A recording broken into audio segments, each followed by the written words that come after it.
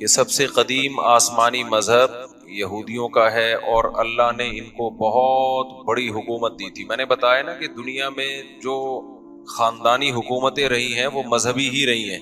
3 مذہبوں نے دنیا میں دادا گیری کی ہے, بدماشی جسے کہتے ہیں, جائز بدماشی. ایک یہود نے کی ہے, پوری دنیا کو فتح کیا انہوں نے. پھر اللہ نے عیسائیوں کو غلبہ دیا, انہوں نے یہودیوں سے سارے علاقے چھین کے ان پہ حکومت کی. پھر اسلام جب دنیا میں آیا تو جو کام پہلے یہودیوں نے کیا تھا پھر ان کے ساتھ عیسائیوں نے کیا, تو پھر عیسائیوں کے ساتھ کس نے کیا؟ مسلمانوں نے. اچھا, کمال کی بات یہ ہے کہ مسلمانوں کی یہودیوں سے لڑائیاں نہیں ہوئی ہیں, بہت کم, صرف نبی کے دور میں تو ہوئی وہ خیبر میں اور بنو قریظہ وغیرہ سے. اس کے بعد بڑی لڑائیاں مسلمانوں کی یہودیوں سے کبھی بھی نہیں ہے. سارا ٹاکرا عیسائیوں سے رہا ہے, کیونکہ عیسائیوں نے یہودیوں سے علاقے چھین لیے تھے.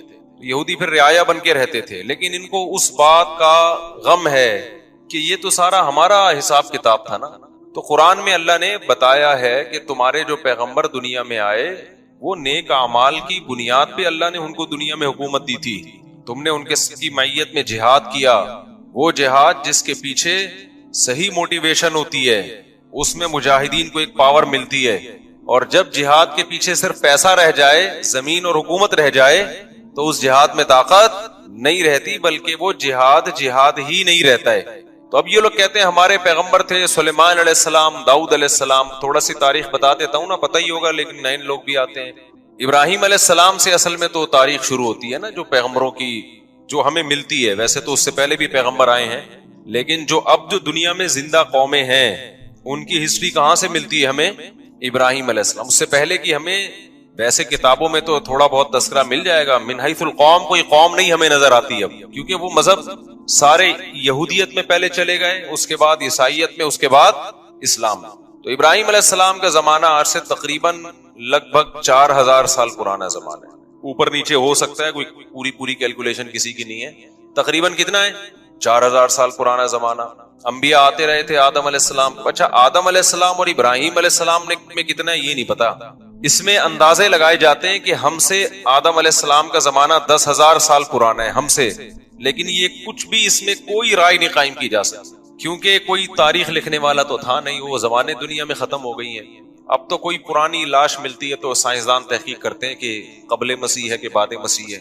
قاف میم لکھا ہوتا ہے نا, اب تو وہ بھی لکھنا چھوڑ دیا لوگوں نے, تو وہ اس سے پہلے کی بڑی بڑی تاریخیں. بہرحال تو ابراہیم علیہ السلام وہ نبی ہیں جن کو اللہ تعالیٰ نے بہت زیادہ نوازا تھا, کیونکہ بت پرست قوم کے خلاف کھڑے ہو گئے تھے.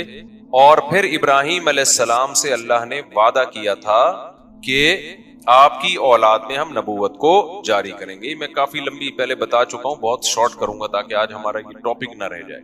تو ابراہیم علیہ السلام کی اولاد میں حضرت اسحاق علیہ السلام پیدا ہوئے, دوسری زوجہ سے اسماعیل علیہ السلام پیدا ہوئے, اور اسحاق علیہ السلام کی اولاد سے پھر 2 زوجہ تھیں, حضرت سارہ اور حضرت ہاجرہ. تو حضرت ہاجرہ سے نبی صلی اللہ علیہ وسلم پیدا ہوئے 2000 سال کے بعد ان کی نسل سے, یعنی ایک ہی پیغمبر پیدا ہوئے حضرت ہاجرہ سے جو محمد صلی اللہ علیہ وسلم تھے, اور مکہ میں جو ان کی اولاد ٹھہر گئی تھی. اور ادھر جو شام, آپ نا میپ کو پڑھا کریں, میپ کے بغیر بہت سارے قرآن کے واقعات سمجھ میں نہیں آتے. تو مجھے بھی میپ پڑھنے سے سمجھ میں نہیں آتے تھے, جب ٹریولنگ کیے تو ملک بیٹھنا دماغ میں شروع ہے, کون سا کنٹری کدھر کو ہے. بہت سی چیزیں پڑھنے سے نہیں آتی, ٹریولنگ سے آتی ہیں. اب میں حیران ہوتا تھا یہ مسلمان فوجیں یورپ کیسے پہنچ گئی تھی یار اس زمانے میں. اب جب میں خود گیا تو مجھے خیال ہو جب میں پہنچ سکتا ہوں تو فوجیں نہیں پہنچ سکتی کیا خیال ہے. لیکن ہمارا ٹریک تو الگ تھا نا, تو وہ پتا چلا وہ ادھر سے آئی ہیں, افریقہ کی طرف سے. اب وہ دیکھیں نا نقشہ تو پتا چلتا ہے, وہ وہاں سے علاقے فتح ہوتے ہوتے ادھر سے انہوں نے رائٹ پہ, آگے سمندر تھا تو رائٹ پہ ٹرن مارنا پڑا ان کو. رائٹ پہ ٹرن مارا, اٹلی میں گھسے, اٹلی سے آگے پھر جرمنی تھا, فرانس پہ آگے رک گئے تھے, ورنہ فرانس گیا تھا ہاتھ سے. تو وہ پھر آپس میں ہی بغاوت ہو گئی, آپس میں ہی لڑے پڑے تھے, ورنہ یورپ پہ مسلمانوں کا قبضہ ہو چکا ہوتا. تو لندن گیا تھا, صحیح ہے نا, لندن بھی گیا تھا گوروں کے ہاتھ سے, لیکن ہوا یہ کہ آپس میں پھڈا ہو گیا تھا, بغاوت ہو گئی, لڑائیاں ہو گئی 2 کمانڈروں کی. تو یورپ کو پھر چھوڑ دیا, پھر آپس میں الحمدللہ ایسا لڑے.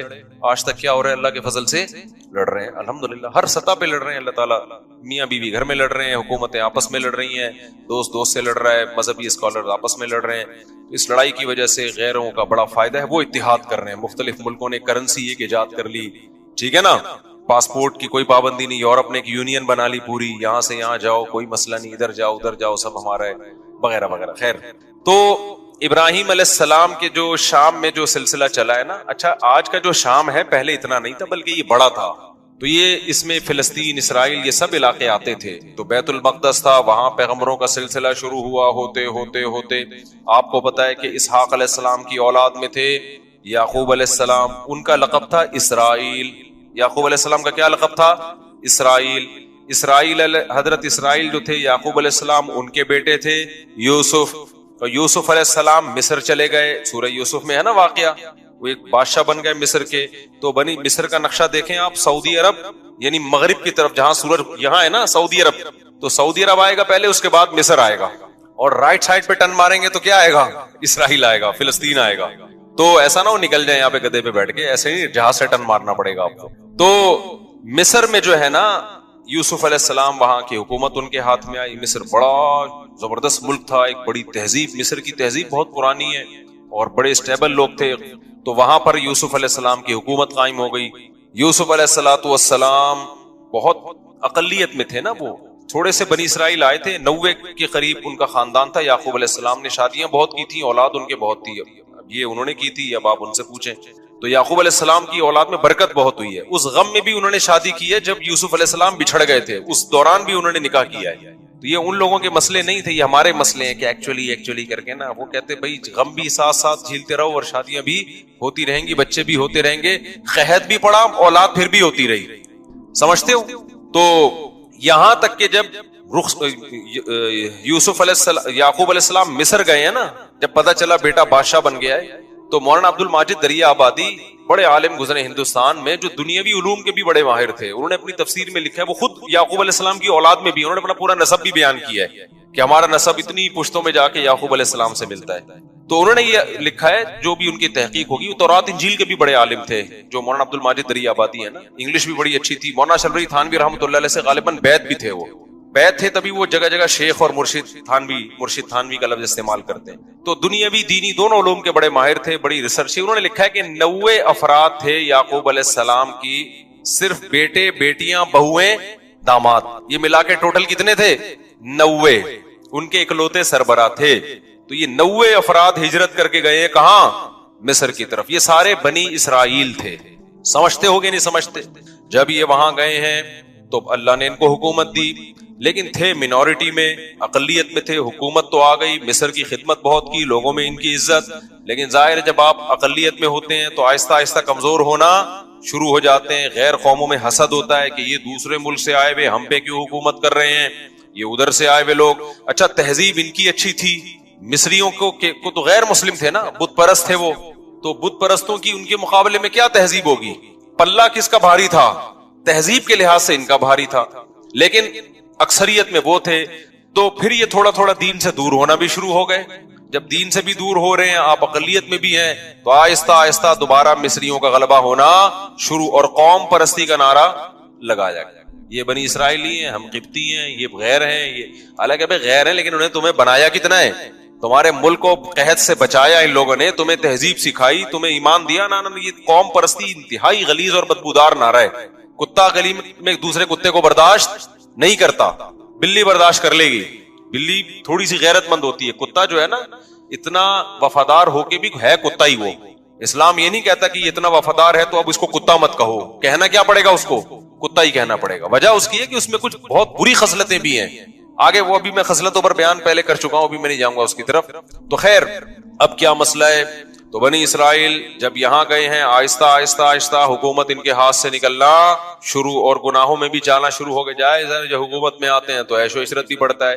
بالآخر فرعون, اس زمانے میں مصر کا جو بھی بادشاہ اس کو فرعون ہی کہا جاتا تھا, تو وہ والا فرعون جس کا قرآن میں تذکرہ ہے وہ ان پر بالآخر غالب آ گیا, اور وہ ویسے ہی تحریکیں چلنا شروع ہو گئیں جیسے مودی صاحب کی تحریکیں.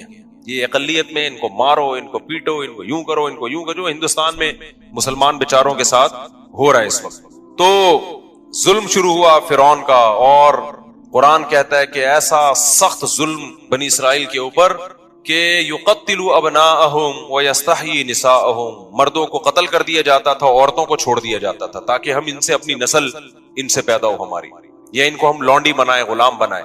تو فرعون کو کہیں خواب آیا کہ میری، وہ نجومیوں نے نہیں بتایا تھا، نجومی جھوٹ بولتے ہیں، نجومیوں کو کچھ بھی نہیں پتا ہوتا، تو زیادہ راجع بات اس میں یہی کہ خواب آیا تھا فرعون کو، اس کو خواب آیا یا کسی نے ماہرین نے پیش گوئی کی ہوگی کہ لگتا ہے کہ یہ قوم میں لیڈر کی صلاحیت ہے، انہی کا کوئی شخص اٹھ کے تمہارا تختہ الٹے گا، تو تم اتنا ظلم کر رہے ہو نا.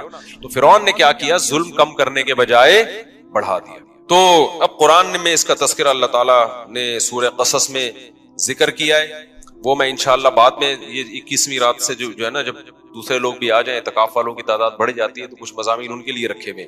تو بالآخر موسیٰ کلیم اللہ پیدا ہوئے اور اللہ نے موسیٰ علیہ السلام کو فرعون کے محل میں بلایا، اور پھر موسیٰ علیہ السلام کو نبوت ملی، اور پھر بالآخر فرعون کو اللہ تعالیٰ نے دریا میں غرق کر دیا، اور فرعونی کیا ہو گئے، ایک بھی بندہ نہیں بچا، سارے ہی مار دیے اللہ تعالیٰ نے، جتنے بھی تھے.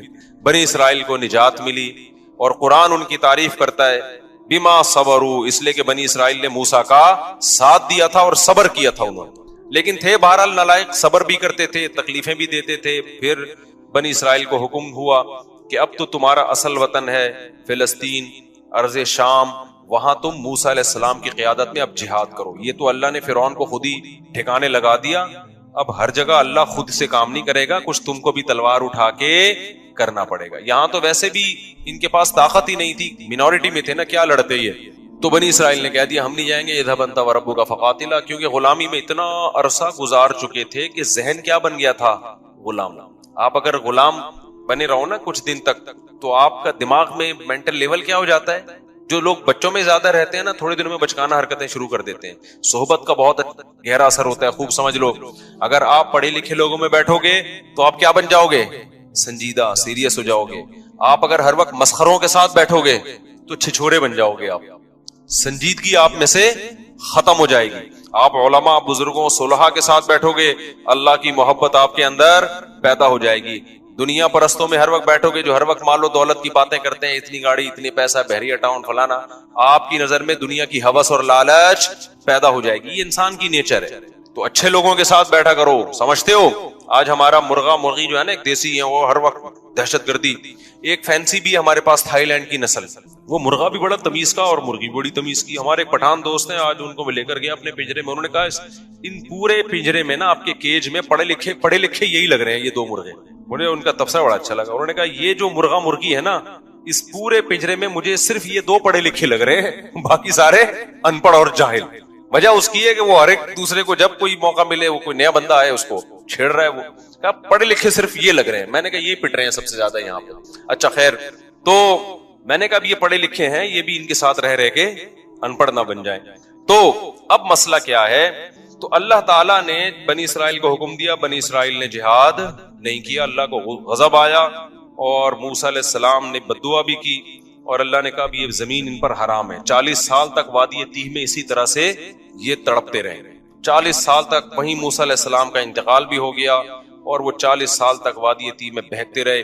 پھر اس کے بعد نئے پیغمبر آئے، اور پھر اس کے بعد نئے پیغمبر کی معیت میں انہوں نے جہاد کیا. جب انہوں نے جہاد کیا تو قرآن نے اس کا بھی واقعہ اللہ تعالیٰ نے قرآن میں بیان کیا ہے سورہ بقرہ میں.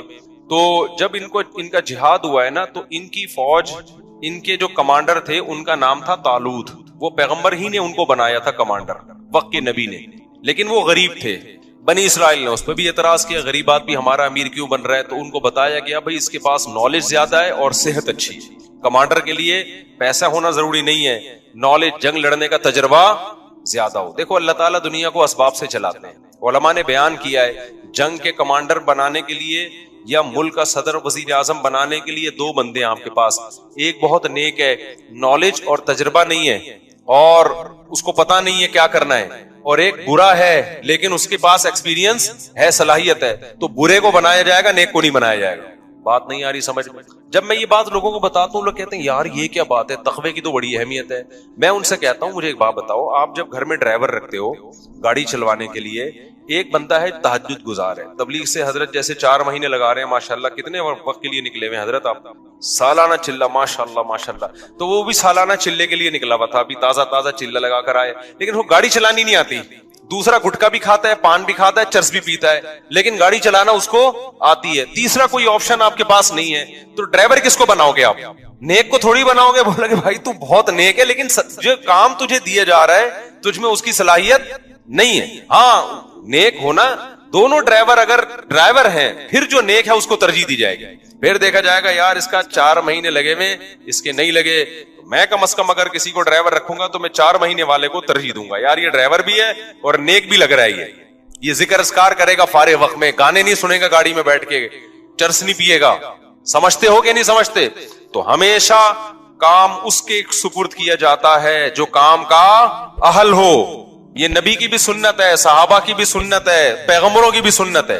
तो पैगंबर ने तालूत को अमीर बना दिया और कहा कि अल्लाह के हुक्म पे बना रहा हूं। लोगों ने कहा ये तो पैसे ही नहीं है इनके पास, गरीब आदमी। तो पैगंबर ने कहा इसकी गुर्बत को मत देखो, इसकी सेहत भी है। लड़ाई के लिए क्या चाहिए? सेहत चाहिए। कमांडर होने के लिए जिगरा चाहिए, सेहत, कॉन्फिडेंस, दिल मजबूत। और दूसरा इल्म है इसके पास, नॉलेज है, नक्शों का पता है, किधर से जाना है, किधर से टन मारना है, दुश्मन के हमले क्या होते हैं, उनकी चालों को समझता है ये। लिहाजा ये तालूत क्या बनेगा?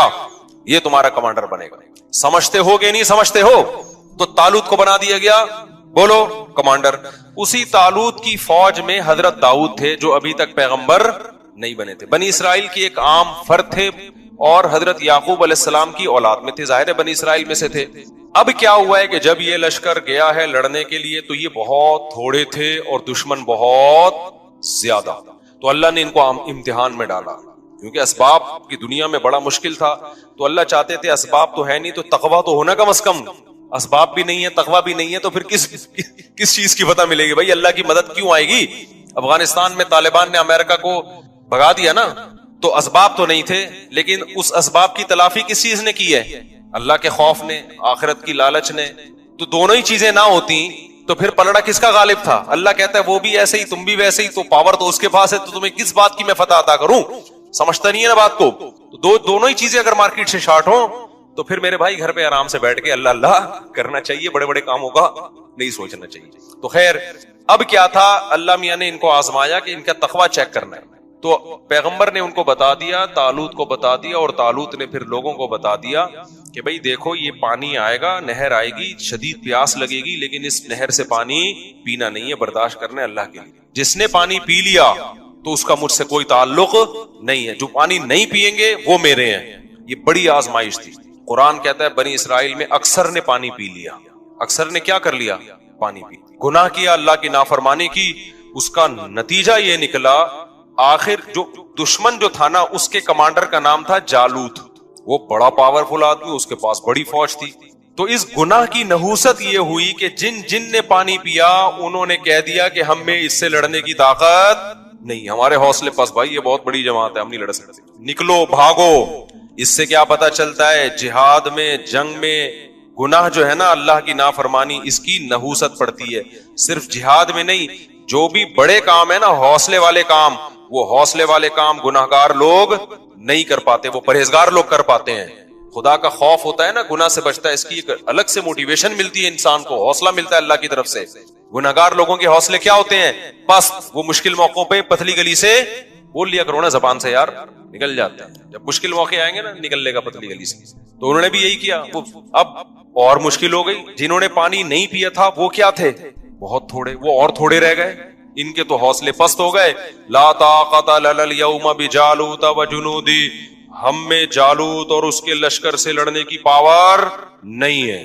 अब होना क्या चाहिए था कि जो थोड़े से रह गए थे वो अपने कमांडर तालूत से जाके कहते कि हजरत हम तो पूरे लश्कर को देख के आए थे कि सब लोग हमारे साथ हैं, जब आधे से ज्यादा लोगों ने हौसले पस्त हो गए हैं तो काइंडली अब हमारा लड़ना बनता नहीं, अब हमें भी ये मरवाएंगे, लिहाजा अब हम इकट्ठे क्या करते हैं, यहां से वापस चलते हैं, इज्जत इसी में। लेकिन नहीं, इन्होंने गुनाह किया था ना, उसकी नहूसत, उन्होंने नेकी की थी, प्यास के बावजूद पानी नहीं पिया। ये तावील नहीं की कि यार पानी पिएंगे तो लड़ेंगे ना, नहीं भाई, जब अल्लाह ने कह दिया प्यासे लड़ो तो बस अल्लाह फतह देगा उसी में।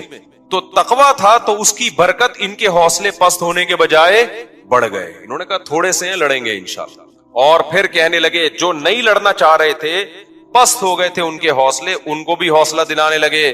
کم من فئۃ قلیلۃ غلبت فئۃ کثیرۃ باذن اللہ. بھائی تاریخ اٹھا کے دیکھو کتنی مرتبہ ایسے ہوا ہے، بہت تھوڑی تھوڑی جماعتوں کو اللہ نے بڑی بڑی جماعتوں پہ غلبہ دیا ہے، اور اللہ صبر کرنے والوں کے ساتھ ہے. ان کمبختوں کی سمجھ میں آیا نہیں آیا، اس سے تاریخ کیا ہے؟ خاموش. پھر قرآن کہتا ہے جب مقابلہ شروع ہوا ہے نا تو اتنا بڑا لشکر اور ادھر تھوڑے سے لوگ جو اور تھوڑے سے ہو گئے تھے، ان کو اندازہ ہو گیا کہ اسباب کی دنیا میں ہم میں اس لشکر سے لڑنے کی طاقت نہیں ہے، اب اللہ ہی مدد کرے گا. تو کیا دعا مانگ رہے ہیں؟ دعا بڑی خاندانی ہے، مجھے بڑا مزہ آتا ہے یہ دعا میں، بڑی خاندانی دعا. دیکھو وہ یہ دعا بھی مانگ سکتے تھے، ربنا اجعلنا صابرا، اے اللہ ہمیں صابرین، ہمیں کیا بنا دے؟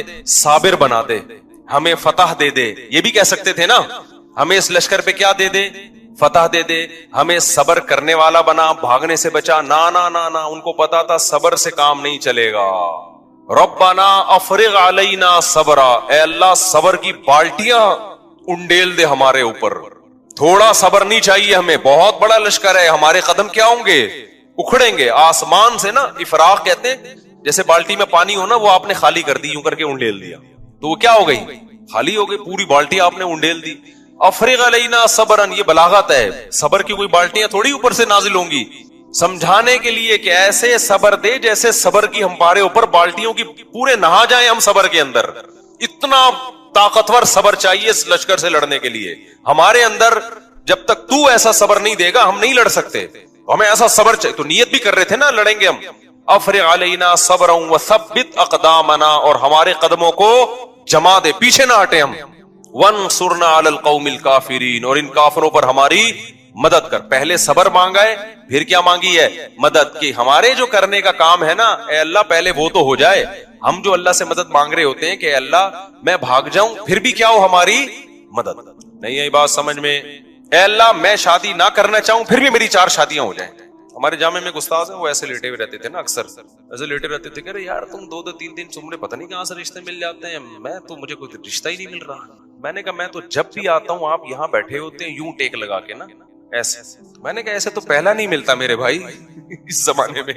کوئی ہلو جلو، کچھ سفر کرو، کوئی رشتوں کا پیغام بھیجو، کوئی پٹو، کوئی بدنامی مولو، اس کے بعد جا کے نہ ہوتا ہے نہ رکھا جاتا ہے. رکھنے میں بھی پھر قربانیاں دینی پڑتی ہیں. تو ہم یہ چاہتے ہیں کہ ہم کچھ نہ کریں اور ساری مدد کس کی طرف سے آئے؟ اللہ کی طرف سے. بے روزگار آدمی کر کیا رہا ہوتا ہے؟ وظیفے پڑھ رہا ہوتا ہے. ابے بھائی تو صبح اٹھ کے جا، روزگار تلاش کر، تو محنت کر، پھر اللہ سے دعائیں بھی مانگ. خود دھیلے کا نہیں کرے گا. لڑائیاں گھروں میں ہو رہی ہیں، اس لڑائی پہ غور کر کے کہ اس کی ریزن کیا ہے، لڑائی کیوں ہو رہی ہے. میرے اندر خرابی ہے تو میں اس خرابی کو ٹھیک کروں، اس کے اندر خرابی ہے تو اس کی اصلاح کی کوشش کی جائے، اس کے بعد اللہ سے دعا مانگی جائے. اس خرابی کی اصلاح کی کوئی کوشش نہیں کرتا اور ڈائریکٹ وظیفوں پہ آئے ہوئے ہوتے ہیں. سیٹ کس پہ ہو گئے ہیں؟ اولاد آپ کی بگڑ رہی ہے، تھوڑا سا ٹائم نکال کے غور کرو، یار میری کوئی خرابی تو نہیں ہے جس کی وجہ سے بچے بگڑ رہے ہیں؟ کہیں میرے اندر تو کوئی خرابی نہیں ہے، میں نے ٹائم نہیں دیا ان کو، ان کی تربیت کی، محبت سے کوشش نہیں کی. آپ نے پوری کوشش کی پھر بگڑے تو اللہ سے دعا مانگے. اپنا کوئی ذمہ داری پوری نہیں کرنی اور ڈائریکٹ ڈال کس پہ دینا ہے؟ آپ کو فالج ہو گیا، یار اللہ تعالیٰ نے مجھے آزمائش میں ڈالا، میری کوئی ٹیکنیکل مجھ سے خطا تو نہیں ہوئی جس کی وجہ سے مجھے فالج ہوا ہے. میں روزانہ 6 انڈے کیوں کھا رہا تھا، میں گائے کا گوشت کیوں کھا رہا تھا، میں اتنی چینی کیوں کھا رہا تھا، میں کر کیا رہا تھا، میں جو اتنی خوراک بنتی ہے صبح شام پھوڑے جا رہے ہیں اور پھر اس کے بعد دھماکے کے ساتھ پھٹ پھٹا کے کیا ہو جاتے ہیں؟ ہلاک ہو جاتے ہیں. پھر لوگ کہتے ہیں اللہ کی یہی مرضی تھی. اللہ کی یہی مرضی تھی اس قسم کے لوگوں کے ساتھ، ٹھیک ہے نا، کہ وہ اسی طرح پھٹیں. ہاں کچھ ہوتے ہیں احتیاط کر رہے ہوتے ہیں پھر بھی اٹیک ہو جاتا ہے، وہ اللہ کی مرضی ہے. تو اپنا کام میرے بھائی پورا کرنا ہے، پھر بھلے پھٹ بھی جاؤ اور آدھا اللہ نہ کرے کسی کو فالج ہو، کچھ بھی ہو، پھر چلو اللہ کی طرف سے صبر کی توفیق بھی ملتی ہے. ہمارے ایسا کچھ بھی نہیں ہے، سارے الٹے کام کر کے پھر ڈالتے کس پر ہیں؟ اللہ میاں پہ ڈالتے ہیں کہ یار وہاں سے مسئلہ خراب ہو رہا ہے. اچھا خیر، تو اب انہوں نے کیا دعا مانگی اللہ سے یہ سمجھنے کی ہے. انہوں نے ڈائریکٹ یہ نہیں کہا اللہ ہمیں ہماری مدد کر، پہلے کہ اللہ ہمارے قدم تو جما، کیونکہ جن کے قدم جمتے ہیں مدد انہی کے ساتھ ہوتی ہے، بھگوڑوں کے ساتھ مدد نہیں ہوتی. تو پہلے اللہ جو ہماری ذمہ داری ہے نا وہ ہم سے پوری ہو جائے. ہم بھی نیت کر رہے ہیں، تو بھی توفیق دے. اور قدم جمنے سے پہلے کیا ہے؟ جن کو صبر کی توفیق نہیں ملتی ان کے قدم نہیں جمتے تو ہمیں صبر کی توفیق بھی چاہیے. اور نمبر 2 صبر بھی معمولی نہیں, صبر کی بالٹیاں ہمارے اوپر انڈیل دے. پھر آخر میں کہہ رہے ہیں کہ وَانصُرْنَا عَلَى الْقَوْمِ الْكَافِرِينَ, ان کافروں پر ہماری مدد کر. تو بڑے جگر سے لڑے نا وہ لوگ. اور لڑنے کے بعد قرآن کے الفاظ ہیں, اسی لشکر میں ایک داؤد بھی تھے. ایک تو ان تھوڑے سے لوگوں کا اتنے بڑے لشکر سے لڑنا, یہ اللہ کی رضا کے لیے. پھر ایسے موقع پہ ہر آدمی کی کوشش ہوتی ہے میرا ٹاکرا کمزور کے ساتھ ہو. کیا خیال ہے, تاکہ میں کم از کم سیف سائڈ پہ رہوں. 2-4 پتلے پتلے لوگوں کو میں ڈیلیٹ کر کے آ کے طالوت کو بتاؤں گا کہ میں نے 6 بندے مارے, میں نے اس لڑائی میں میں نے 8 بندے مارے. ایسے باریک باریک میں لوگوں کو کیا کروں گا, تلاش. لیکن جو حضرت داؤد تھے انہوں نے کس کو ہدف بنایا, کمانڈر جالوت کو. ظاہر ہے وہ سب سے زیادہ پاورفل تھا. تو ہدف کس کو بنا رہے ہیں کہ میرا ٹاکرا کس سے ہوگا, جالوت سے ہوگا. تو اللہ کو یہ ادا بڑی پسند آئی.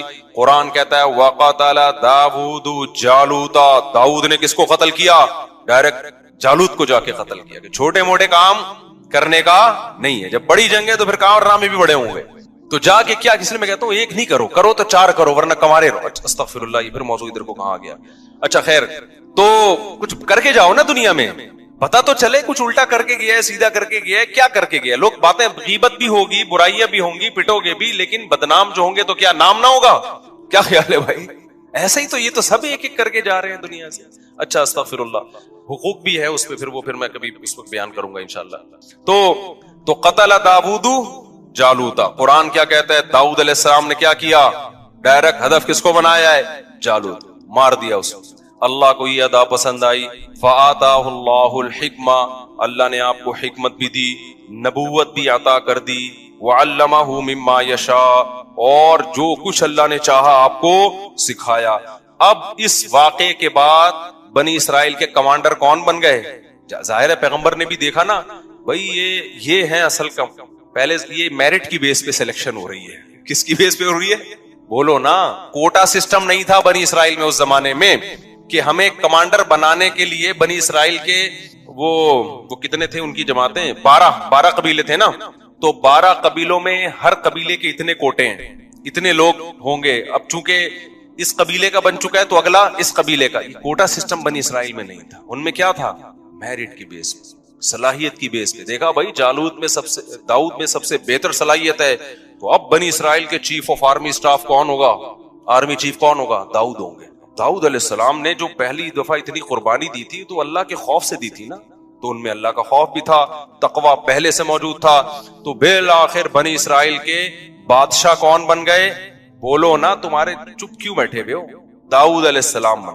داؤد علیہ السلام نے خلافت سنبھالتے ہی کام کیا شروع کیا, اقدامی جہاد, جس پہ آج یہودی اور عیسائی مسلمانوں پہ اعتراض کرتے ہیں کہ تم لوگوں نے تو علاقے کے علاقے فتح کیے. اللہ نے داؤد علیہ السلام کو حکم دیا کہ آپ نے اب علاقوں کے علاقے کیا کرنے ہیں, تلوار کی زور سے فتح کرنے, وہاں پر اللہ کا حکم نافذ کرنا ہے. کسی کو تلوار کی طاقت سے یہودی یا مسلمان نہیں بنانا آپ نے, ہاں حکم کس کا نافذ کرنا ہے, اللہ کا.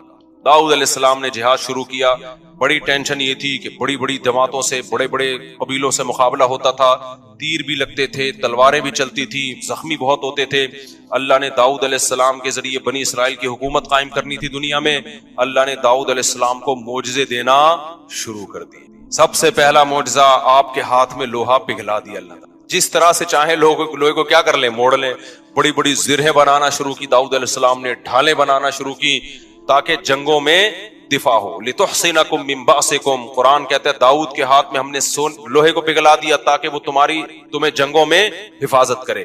تو پھر داؤد علیہ السلام کو اللہ نے دولت بھی بہت دی.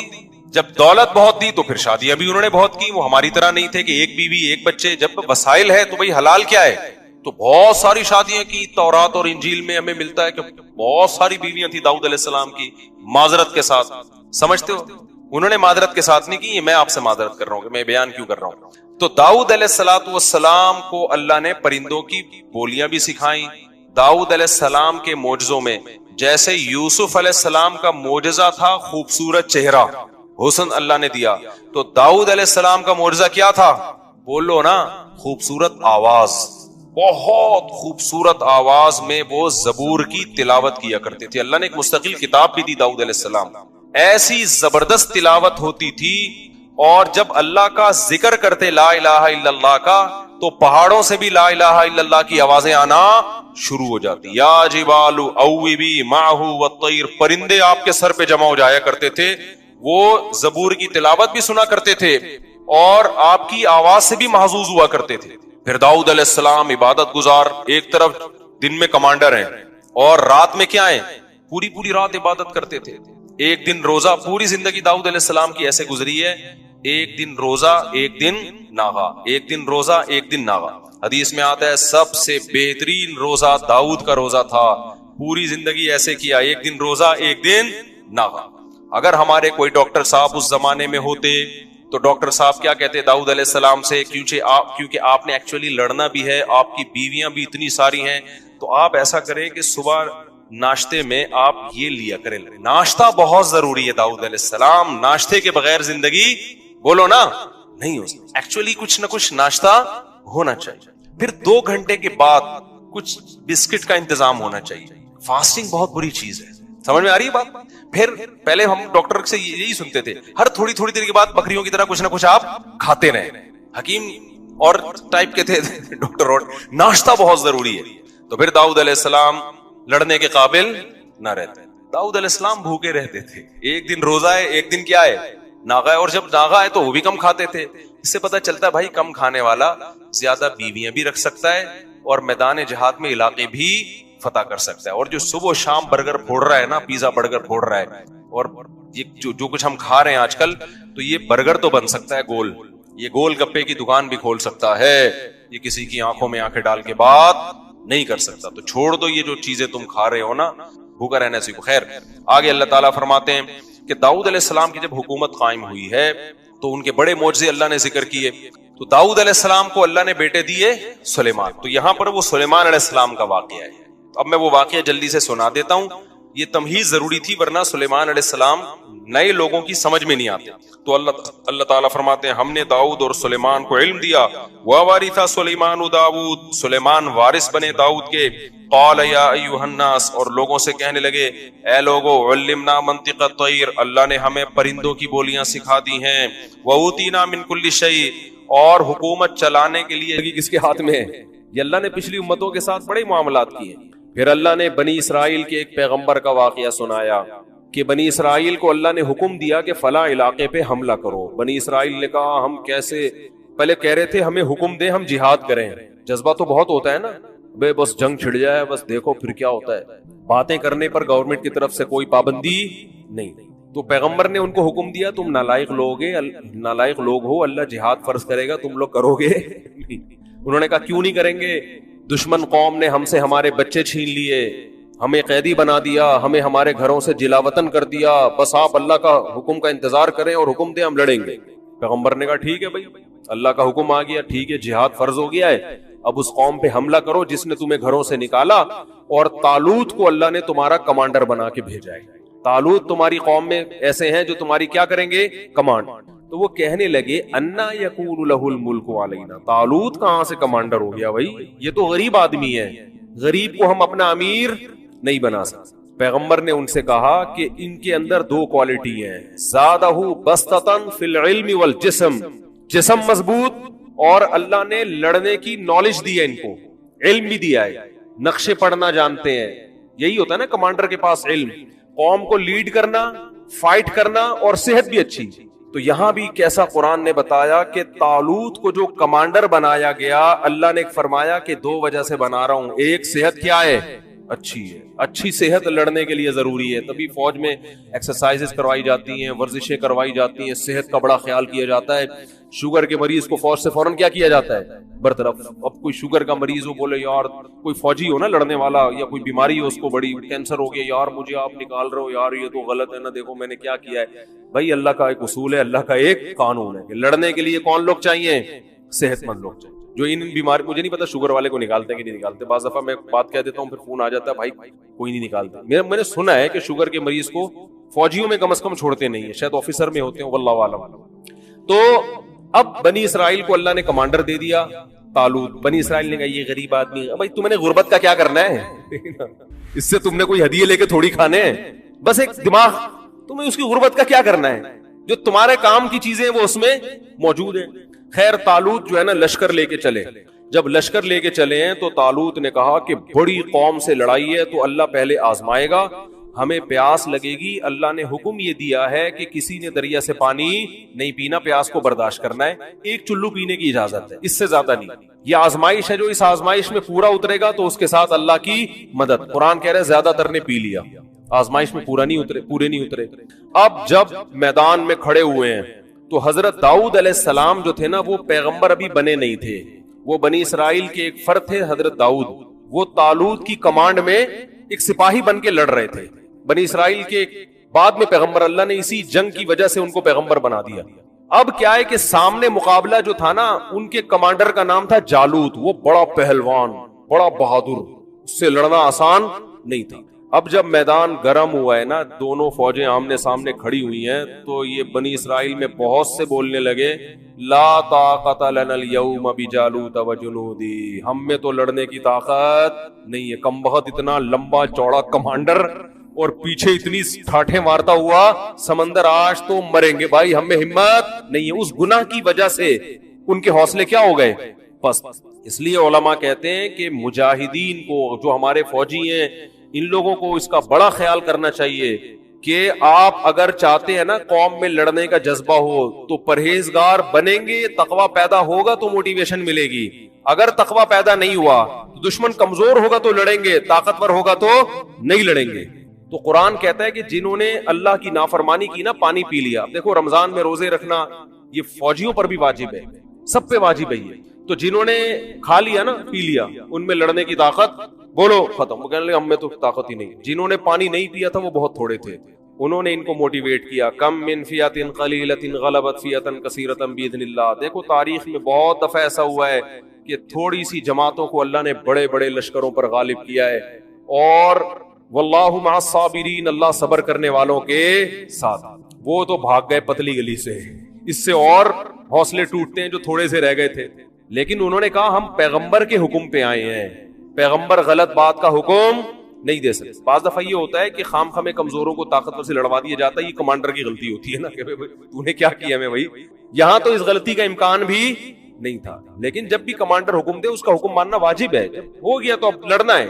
علماء کہتے ہیں جہاد فرض کفایہ ہے, لیکن جب میدان میں اتر گئے تو فرض عین ہو جاتا ہے. اب پیچھے بھاگنے کی آپ کو اجازت نہیں ہے. تو وہ جو تھوڑے سے لوگ رہ گئے تھے نا, اتنا بڑا لشکر, اتنے طاقتور, تو ان تھوڑوں نے لڑائی سے پہلے اللہ سے دعا مانگی, ربنا افرغ علینا صبرا. مجھے اس دعا میں بڑا مزہ آتا ہے مانگنے میں, ایسا مزہ آتا ہے, کیا منظر ہوگا وہاں, کیا دعا مانگی ہوگی. اے ہمارے رب, افرغ علینا صبرا, ہمارے اوپر صبر کو انڈیل دے. یہ نہیں کہا کہ اللہ ہمیں صبر کی توفیق دے, نا نا نا نا نا, صبر کی توفیق سے کام نہیں چلے گا. بہت طاقتور ہے, بڑا مشکل ہے لڑنا اس سے, توفیق نہیں چاہیے. بالٹیوں میں پانی بھر بھر کے جیسے انڈیلا جاتا ہے نا, اس کو افراغ کہتے ہیں. کوئی برتن پورا کسی بھی الٹ دو, خالی کر دو. اے اللہ صبر بالٹیوں میں بھر بھر کے لا اور ہمارے سر پہ بار بار انڈیل. اتنا صبر چاہیے ہم کو, اس کے بغیر ہم لڑ نہیں سکتے. اور ہمارے قدم پیچھے ہٹیں گے اس لڑائی میں. وثبت اقدامنا, ہمارے قدموں کو گاڑ دے زمین میں کہ پیچھے نہ مڑ سکیں, ہم بھاگے نہیں. کیا خوبصورت دعا ہے یار, یہ قرآن کی بلاغت ہے. افرغ علینا صبرا, اے اللہ صبر کو ہمارے اوپر کیا کر دے, انڈیل, پھینک ہمارے اوپر صبر آسمان سے. وثبت اقدامنا, اور ہمارے قدموں کو جما دے. وانصرنا علی القوم الکافرین, اور ان کافروں کے خلاف ہماری مدد کر. کیا قرآن کے الفاظ ہیں, فہزموہم باذن اللہ. فا کہتے ہیں فوراً, تعقیب مع الوصل. یہ دعا مانگی اور میدان میں کودے ہیں. قرآن کہہ رہے فہزموہم, یہ نہیں کہا غلبوہم, دشمن پہ غالب آ گئے. نا نا نا نا نا, ایسے خاندانی لوگوں تھے اور ایسی پیاری دعا مانگی اور ایسا صبر دکھایا ان لوگوں نے کہ دشمن کو ذلیل کر دیا انہوں نے. ہزیمت کسے کہتے ہیں, ذلت, رسوائی, شکست. دشمن کو ذلیل کر دیا. وقتل داؤد جالوت, اور داؤد جو تھے کمانڈ اس فوج میں اتنی بہادری سے لڑے. ایسے موقع پہ لڑنا بڑا مشکل ہے, چہ جائے کہ انسان بہادری سے لڑے. داؤد ایسی بہادری سے لڑے کہ جا کے نا جالوت کو جا کے قتل کیا انہوں نے. واڑے واہ, یہ کیسا اسلام ہے یار, آپ کو کیا سکھا رہے ہیں بھائی. پیغمبر کے ہاتھ سے کون قتل ہو رہا ہے؟ تبھی تو ہندوؤں کو یہ باتیں ہضم، تبھی تو کہتے ہیں قرآن سے جہاد کی آیتیں نکالو.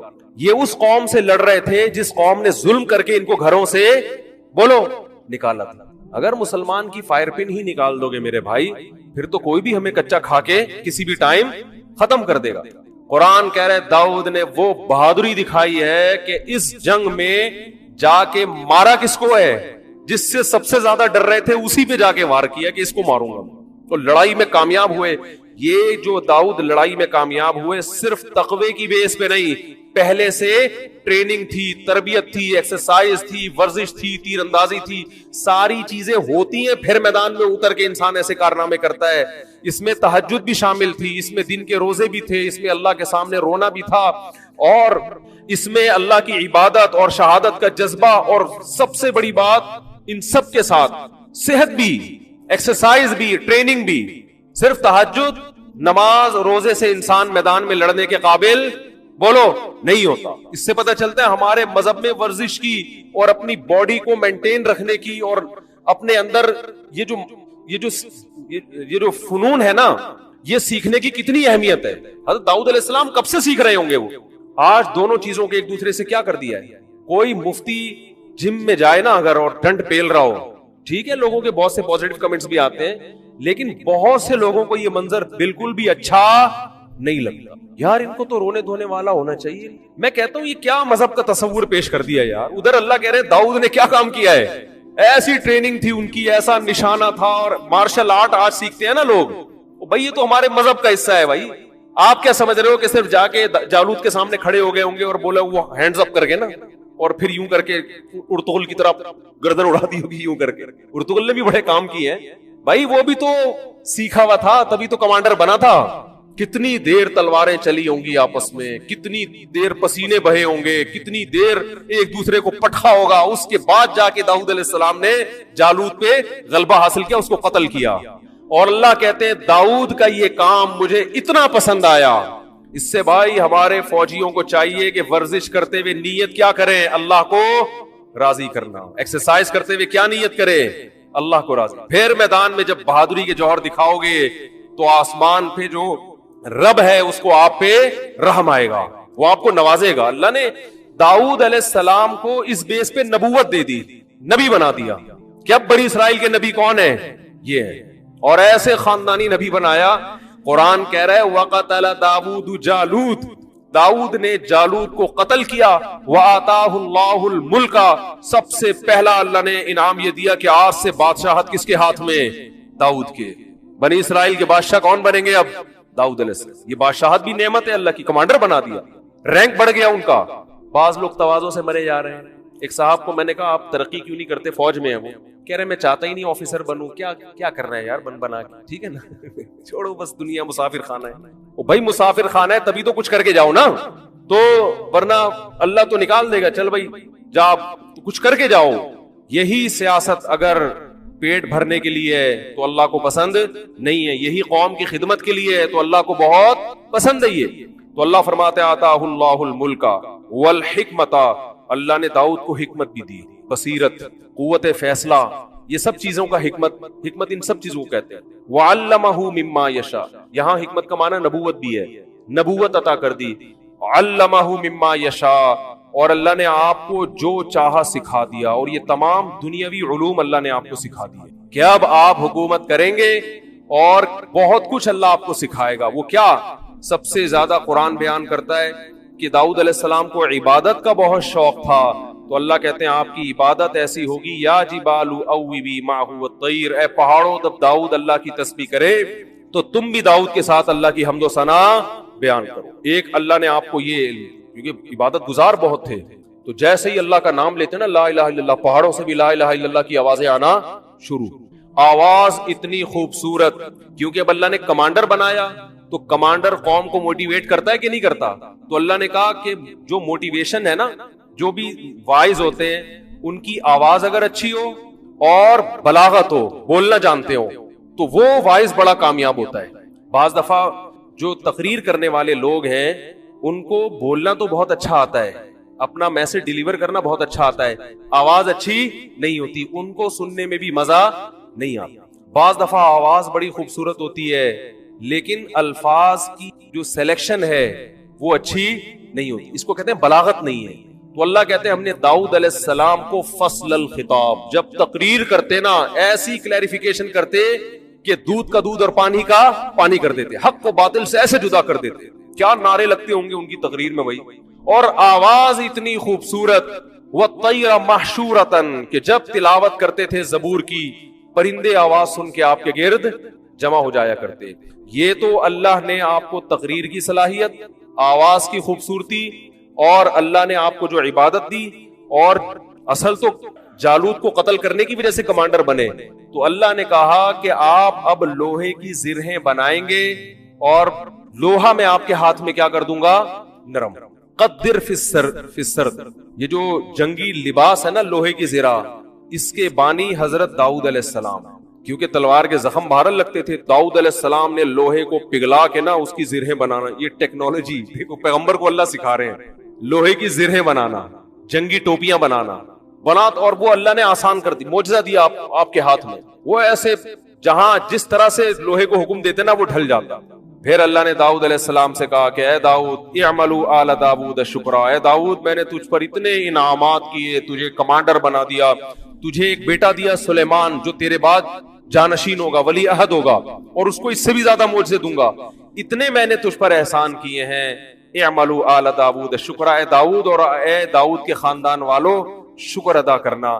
قلیل من عبادی الشکور، شکر گزار بندے میرے بہت تھوڑے ہوتے ہیں، نعمتیں بہت سو کو ملتی ہیں لیکن نعمتیں حاصل کر کے اترانے والوں کی تعداد زیادہ ہے، شکر کرنے والے مارکیٹ میں چھاٹ۔ لیکن داؤد علیہ السلام کو تو قرآن نے گواہی دی کہ وہ شکر گزار بن، جس میں اللہ نے بتا دیا کہ میں بہت سو کو بڑی بڑی نعمتیں دیتا ہوں لیکن وہ نعمتیں ملنے کے بعد اپنی اوقات بھول جاتے۔ تو یہ بڑا دلچسپ واقعہ اللہ نے بیان کیا ہے کہ اسی